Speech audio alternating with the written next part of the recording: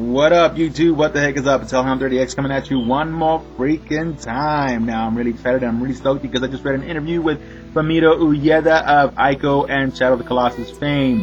He basically stated in an interview that he was probably going to show new footage of a game called Last Guardian, a PlayStation 3 exclusive. Now, I'm really excited and I'm really stoked. Why? Because I'm a big fan of Team ICO's games. 2001 being their masterpiece, and if you're not excited, well then obviously you've never played this gem. Now let's just talk a little bit about ICO.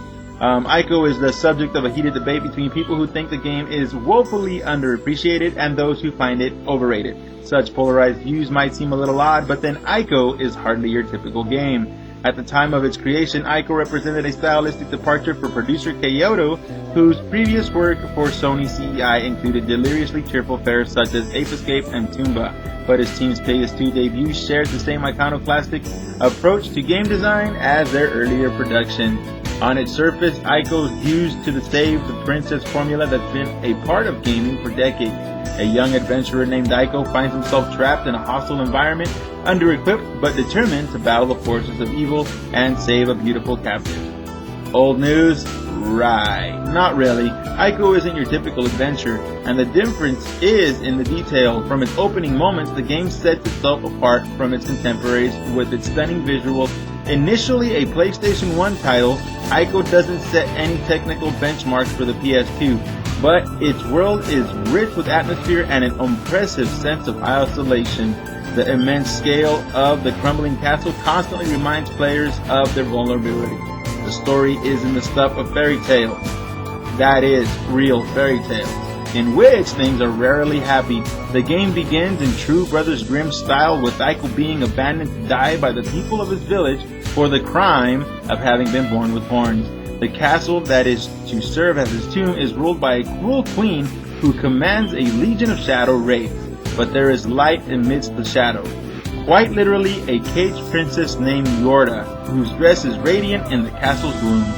The relationship between ICO and Yorda gives the game its heart. Rescuing the princess requires players to guide her every step of the way, physically taking her hand to lead her from room to room. And when the shadow wraiths appear to kidnap Yorda for the queen, it is ICO's task to fend them off. Yorda, for her part, doesn't always make things easy. She frequently wanders off as ICO explores scenery for the next route. Yet, in the end, players are forced to rely on this frail, unpredictable girl to succeed.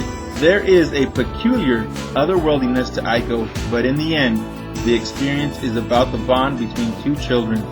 A remarkable touch of humanity in what is often a heartless medium. While not a perfect game, it's certainly one of the most memorable. Hunt down the full game if you're so inspired to see if you can understand why I'm looking forward to Team ICO's next venture. The Japanese version of ICO, in addition to having way better cover art than the US release, features a special bonus. Upon completing the game, you can play through it again and see Yorda's subtitles translated into Japanese. This feature wasn't made available for the US version, but a quick Google search will yield a fan-translated script. Still, maybe it's better not knowing what she says. After all, ICO and Yorda never understood a word the other said, but the bond between them was powerful nonetheless. So yeah, check out ICO if you ever have a chance. Hunt it down, play it. Kick-ass game. Hellhound30X out.